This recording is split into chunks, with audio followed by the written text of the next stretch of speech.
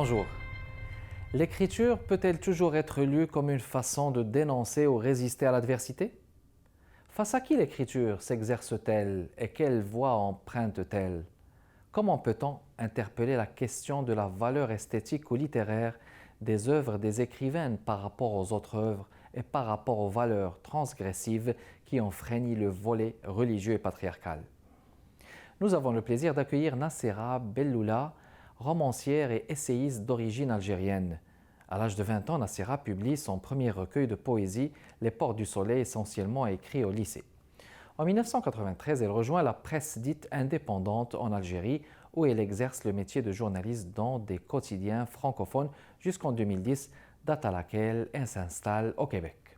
En 2012, elle reprend ses études à l'Université de Montréal, où elle obtient un bac en arts et sciences. Elle est éditée chez Fayard en France, La Pleine Lune et Hashtag à Québec, Chihab en Algérie, et parmi ses œuvres, La Revanche de Mai, publiée à La Pleine Lune, édition 2010, et qui a eu le prix Espace Femmes Arabes du Québec, puis Terre des Femmes, publié chez Chihab, édition 2014, et qui a eu le prix international Kateb Yassine en 2016. Puis Aimé Maria, édition Chihab en 2018, finaliste du prix Mohamed Dib en 2016, et finaliste du prix Yamina Meshakra en 2018.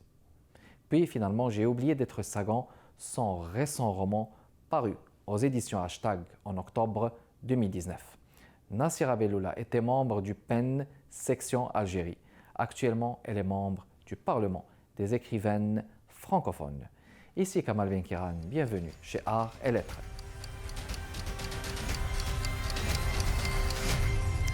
Nacera, bonjour. Bonjour. Très content de vous accueillir, Nacera Belloula, mesdames et messieurs, romancière d'origine algérienne, dont les romans sont primés, il faut le dire et le rappeler. Votre tout dernier, je l'ai entre les mains. J'ai oublié d'être Sagan, mesdames et messieurs, de son auteur Nacera Belloula. Mais parlons de vos débuts, si vous le voulez bien, dans un premier temps, votre premier rapport à l'écriture. J'ai constaté que vous avez écrit votre premier recueil quand vous étiez au lycée et qui s'intitule Les Portes du Soleil. Oui. Voulez-vous nous en parler? C'est des poèmes qui ont été écrits quand j'étais au lycée, bien avant même au CEM. J'ai commencé à écrire très tôt et j'ai commencé par la poésie. J'avais découvert à l'époque beaucoup de poètes français et arabes aussi. Donc Rimbaud, Baudelaire, Victor Hugo. Mais c'était aussi des livres qu'on trouvait facilement dans nos bibliothèques à l'époque. Et la poésie, ça a été pour moi un moyen d'expression très intense. Et ça avait donné Les Portes du Soleil.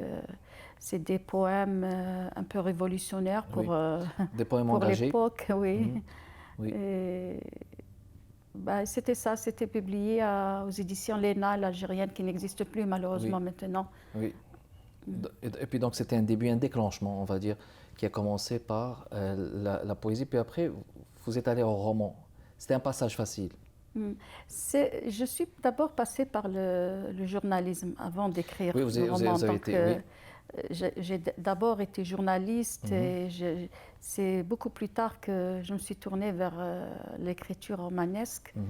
En 2003, c'est mon premier roman, c'était en 2003. Oui. Mais avant, il y avait un livre documentaire sur le terrorisme en Algérie. En Algérie. C'est Algérie, le massacre des innocents. Oui, d'accord. D'accord. Donc on va parler de vos écrits, de vos œuvres justement. Mais dans un premier temps, en parcourant vos œuvres, moi je vous ai lu même lorsque j'étais au Maroc, je vous connaissais. Okay. C'est-à-dire que vous êtes publié, vous avez des œuvres publiées que moi, il m'est arrivé de lire même au Maroc. Je vous le lis sur les ondes, voilà, c'est fait. Alors, Nacera, ce que j'ai remarqué dans vos écrits, c'est que vous portez la voix des femmes. Une voix forte que vous transcrivez par une écriture très intuitive, très sensible. Une voix forte. J'aimerais savoir, à travers La Revanche de Mai, par exemple, à travers Aimé Marie, à travers ceux que vous avez écrits, est-ce que c'était pour vous une écriture nécessaire, une écriture de l'urgence?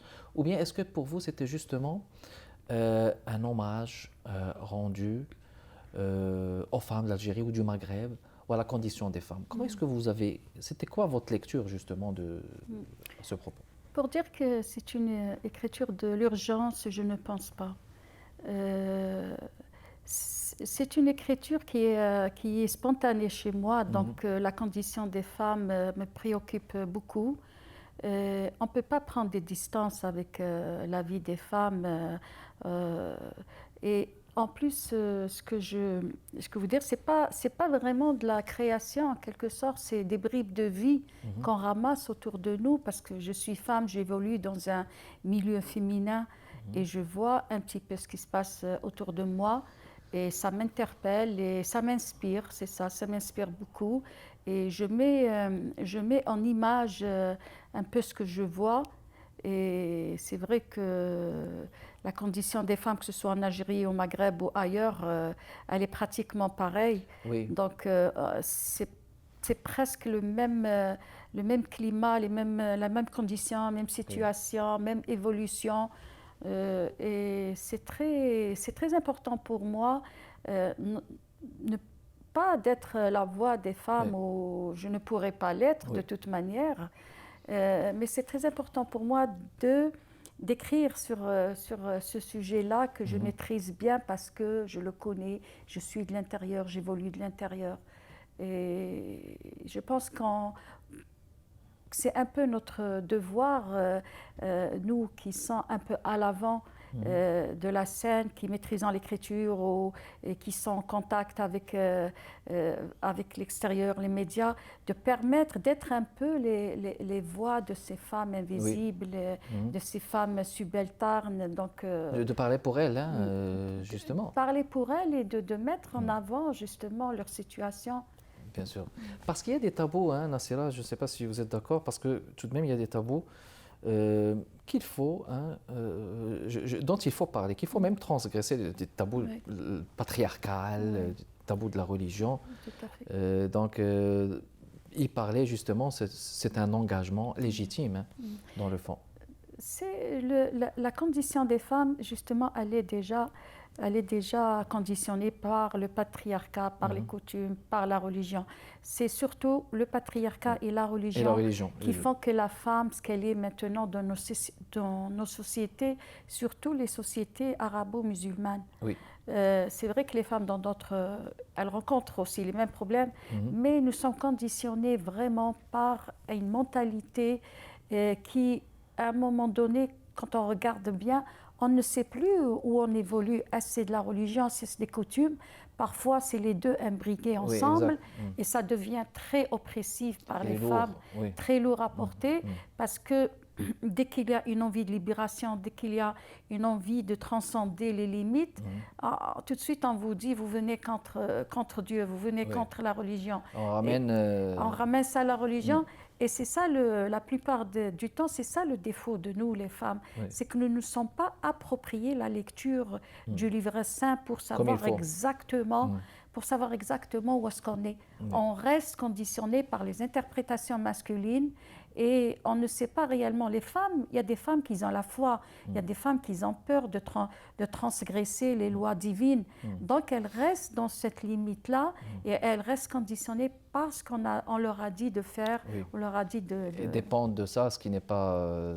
Et puis il faut convenir aussi que la question de l'égalité et de la parité, elle est normalement au centre de la question justement des écritures féminines.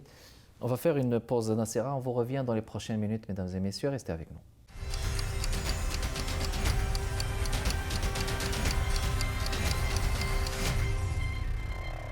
On est de retour, mesdames et messieurs, toujours dans le cadre de Art et Lettres avec notre invité d'aujourd'hui, Nassira Belloula. Nassira, la revanche de mai. On se parlait tout à l'heure. C'est votre premier ou bien vous l'avez réédité? Il est sorti en Algérie en 2003. En 2003, on va rappeler qu'il vient d'avoir le prix Espace Femmes Arabes au Québec 2010. En 2010. Il a été réédité aux éditions de la Pleine Lune à Québec. La Pleine Lune, très bien. La revanche de mai, c'est une revanche d'une femme qui était opprimée, quelque part? La revanche de mai, c'est très complexe parce que ça raconte l'histoire de plusieurs femmes à travers le regard d'une jeune journaliste. Donc, il va découvrir le monde des enfants sans domicile fixe, donc ils sont dans la rue. Elle va côtoyer parce qu'elle va faire un reportage, donc elle va les côtoyer. Et à partir de là, elle va découvrir la vie de 3 femmes différentes dans 3 périodes différentes. Donc il y en a une qui se passe durant la colonisation française, il y en a une qui se passe durant le terrorisme des années 90, une plus contemporaine puisque c'est elle qui va... Donc c'est un petit peu, c'est comme si c'est la même histoire qui se multiplie 3 fois. C'est des mères qui vont perdre leurs enfants, qui vont vivre dans la rue, et la fille va essayer, puisqu'elle ne peut pas aider, parce qu'elle ne peut rien faire, elle va essayer au moins de résoudre un problème, de réunir la dernière maman avec le dernier fils. C'est ça la revanche. Donc c'est ça la revanche. Oui. Gemina, Gemina, c'est une série de publiée en portraits 2008. de femmes, oui, à Média Plus, à Constantine. Donc c'est une série de portraits de femmes à travers l'histoire de l'Algérie. Il y en a qui sont réels, il y en a qui sont fictifs.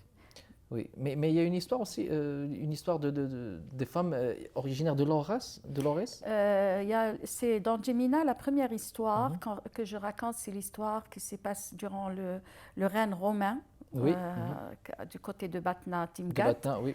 Donc c'est l'histoire d'une fille dont un Romain, c'est la 3e légion, la 3e légion romaine, qui va tomber amoureux d'elle. Et elle va exiger avant qu'il fasse parvenir l'eau jusqu'au village. Donc il va mobiliser ses légionnaires pour faire arriver l'eau par amour, mais à la fin, la fille préfère ne pas céder. Donc il y a une fin assez tragique. Mais cette histoire, elle est entre légendes et réalité. Parce que dans les Aurès, il y a un endroit où on voit justement comment l'eau a été ramenée, cheminée de la montagne jusqu'au village. Et on raconte l'histoire de cette fille-là. D'accord. Les Belles Algériennes? Les Belles Algériennes, c'est une série de portraits d'entretien que j'avais fait comme travail de journaliste. D'accord. Vous êtes partie à la rencontre de ces voix féminines? C'était durant mon travail de journaliste, quand je rencontrais les écrivaines. En Algérie, oui. Quand je rencontrais les écrivaines algériennes, donc c'était soit des entretiens, soit des portraits que j'avais ramassés, tout ça. Et ça avait donné les Belles Algériennes, Confidences d'écrivaines. Confidences d'écrivaines. Qu'est-ce qui vous rapproche de vos personnages? De mes personnages de romans? Oui. C'est des personnages très colorés. C'est des femmes de caractère, beaucoup de caractère aussi. Ce qui me rapproche, c'est que il y a une certaine créativité, c'est vrai, mais il y a une certaine projection aussi sur ces femmes-là. Des fois, on projette nos propres émotions. Notre vision du monde. Notre vision du monde. Notre vision du monde, elle l'est déjà, parce que c'est puisé de la réalité. Mais on projette un petit peu nos émotions, nos envies de voir les choses évoluer autrement. Et je pense qu'on a un rapport assez étroit avec les personnages. Personnellement, moi, quand j'écris un roman, j'ai un personnage, c'est comme si ce personnage est vraiment réel, est vraiment avec moi dans la pièce. Des fois, je dialogue avec le personnage en dehors du roman. Donc, c'est vrai qu'on construit tout un monde autour avant qu'il ne soit déjà projeté dans le roman. Exactement, exact. Terre des femmes. Terre des femmes, c'était en quelle année, justement? Terre des femmes, il est paru en 2014. En 2014. Est-ce qu'on peut revoir la thématique, justement, principale? Pour Terre des femmes, je pense que c'est le roman qui m'a le plus fait connaître, déjà. Ça a boosté un petit peu ma notoriété et ma carrière. C'est un roman qui se passe dans les Aurès, ma région natale. D'accord. Et ça commence avec la pénétration des Français dans les Aurès en 1847, juste au début de la colonisation. Et ça raconte l'histoire de femmes, de la même filiation de femmes, de l'arrière-arrière-grand-mère jusqu'on arrive à l'arrière. Donc c'est un travail poussé, un peu historique aussi. C'est vrai que c'est ce qu'on appelle un peu dans le jargon littéraire le docu-roman. Le docu-roman. Voilà. Mais ça, c'est assez récent quand même. C'est assez récent, c'est une création, ça vient de l'Angleterre. Ça vient dans les, d'Angleterre. Donc, les années 2000 quand même. d'accord, d'accord, Ça d'accord. vient de l'Angleterre. C'est-à-dire que vous racontez une histoire, des histoires de fiction de tous les jours, mais en même temps, elles sont appuyées par soit de l'histoire, soit par des faits historiques véridiques. C'est un jonglage entre Oui, le récit et l'histoire. oui. Donc, et puis, Aimé Maria, Et ce roman-là, il a eu le prix international Kateb Yassine Terre des en femmes, bien 2016. sûr. Ouais. C'est le prix Kateb Yassine en 2016. 2016, En ouais. 2016, en 2016 justement. 2016. Aimé Maria, Et bien Maria, c'est l'avant-dernier roman. C'est un roman très intimiste, très. une histoire d'amour. C'est une histoire d'amour entre deux cousins, une cousine, une jeune fille très jeune, et son cousin qui s'en est pratiquement à la même période. Ils ont grandi ensemble au bord de la mer. Il y avait une très forte symbiose entre eux. Et tout le monde disait que c'est sa destinée, que c'est son destin aussi. Mais malheureusement, les choses vont évoluer autrement et son père va la marier avec quelqu'un d'autre. Nassira, on va faire une pause Ok. et on vous revient dans les prochaines minutes, mesdames et messieurs.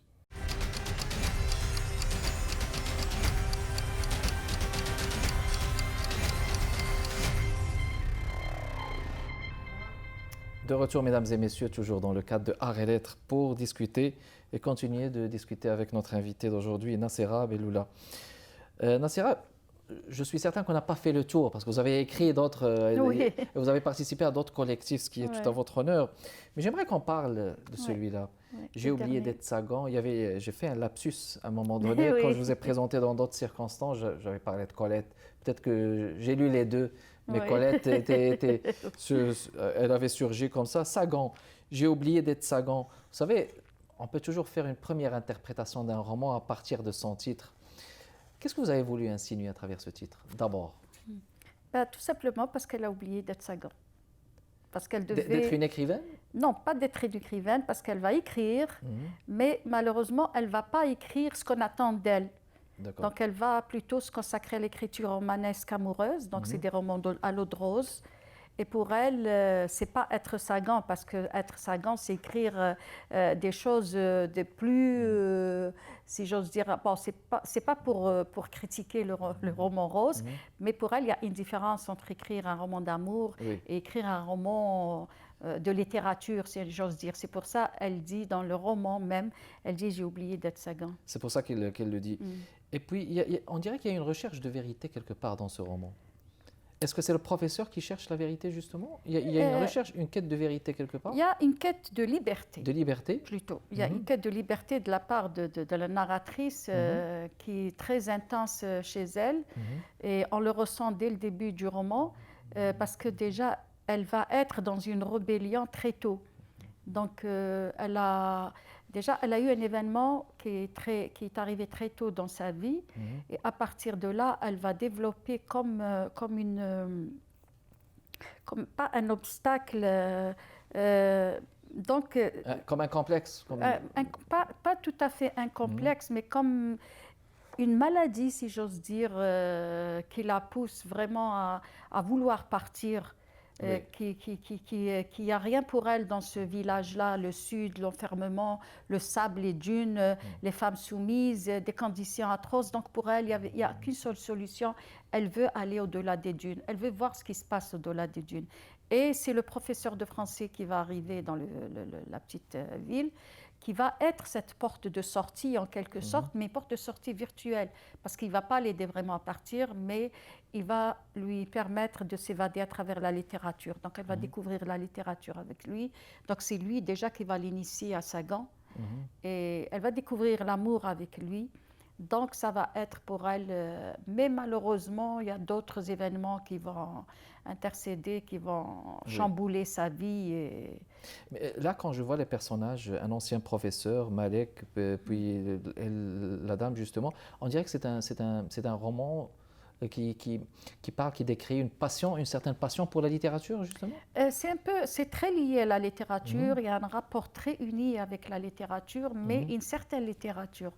Donc la fille qui va être dans ce processus-là, elle va aller vers des littératures qui vont en quelque sorte l'aider. Elle va se projeter Donc, quand elle va lire Virginia Woolf, beaucoup Oui. plus tard, vers l'âge de 30 ans, elle a commencé à lire très tôt, en fait. Elle dit, il y a Oui. dans le roman un passage, Et ça va la marquer, justement. oui, où elle découvre, par exemple, Lolita de Nabokov, c'est ça, oui. Je perds des fois les mots. Et elle va découvrir ce roman-là, mais ce roman-là, c'est pas un roman pour son âge. Elle le découvre par hasard dans la bibliothèque du lycée. D'ailleurs, Mais elle le lit. elle dit que ça prouve que personne ne lit, sinon ce roman-là ne serait jamais proposé aux lycéennes. Donc, elle va le lire, elle va découvrir l'amour et le sexe à travers ce roman-là à un âge très tôt. Oui. À travers la lecture, justement, mais pas à travers un rapport Non, à travers la relationnel. lecture, bien sûr. À travers la lecture. Nassira, vous avez été présente au Salon du Livre 2019 avec J'ai oublié d'être Sagan. Est-ce que c'était le seul roman ou bien est-ce qu'il y avait l'exposition de vos autres romans, justement? Il y a celui-là qui est paru aux éditions Hashtag. Et il y a l'ancien, La Revanche de mai, qui est toujours au stand de la Pleine Lune. Ça s'est bien passé? Comment ça s'est passé pour Oui, ça a l'année été 2019? extra. Les salons, c'est toujours une belle expérience parce que... De rencontres? Il y a des rencontres, il y a des gens qui viennent spontanément vers vous, attirés par la couverture, le titre, la quatrième de couverture, et ça pose beaucoup de questions. Oui, et puis les titres, quand vous dites, ceux qui peuvent attirer. J'aimerais aborder un point avec vous, Nassira Belloula, sur la place des auteurs au Québec, des auteurs néo-québécois issus de divers horizons. Votre lecture de la littérature de la migrance ici, et si on peut même peut-être faire une comparaison, vous avez été édité par Fayard aussi, faudrait-il le rappeler. Quelle est votre lecture de la présence des maisons d'édition, des auteurs qui sont édités ici? Peut-on dire qu'il y a une littérature du Sud ici au Québec, si on compare avec la France? Quelle est votre lecture? C'est une grande question. Oui. Et c'est un grand débat que nous tenons presque régulièrement quand on se rencontre entre nous, les auteurs qui viennent d'ailleurs. Oui. Et il y a énormément de difficultés de percer l'édition québécoise. Il y a comme, je dirais pas un rejet, mais il y a comme une incompréhension de la littérature qui vient d'ailleurs maghrébine. Et c'est un combat, quand je parle avec les écrivains, c'est un combat quotidien pour se faire éditer, pour arriver. Et il y a très peu de maisons d'édition qui sont ouvertes sur les littératures du monde. Il y a très peu d'éditions. Il y a quelques-unes, il y a quelques-unes qui commencent maintenant à être multiculturelles, à regarder un petit peu ce qui se passe. Vous avez vu avec Mémoire d'Encrier, par exemple, avec La Pleine Lune aussi, qui est ouverte, qui édite des Il y avait romanciers. Humanitas aussi, mais au début des années 2000, je veux dire, mais qui n'a pas duré de toute façon. Donc, ça reste vraiment très, très difficile pour un auteur, et même s'il est édité ailleurs, même s'il a tout un passif derrière lui. Il y a toute une sensibilité. Oui, non, c'est pas évident. Il faut vraiment qu'il y ait une maison d'édition qui soit sensible à ton écriture, qui soit sensible. Qui vient d'ailleurs. Oui. C'était un plaisir de vous avoir reçu, Nassira Belloula. Merci beaucoup Plaisir d'avoir partagé. été présente parmi nous. Merci beaucoup de votre continuel intérêt, mesdames et messieurs. Kamal Benkiran avec vous. Portez-vous bien. À la prochaine.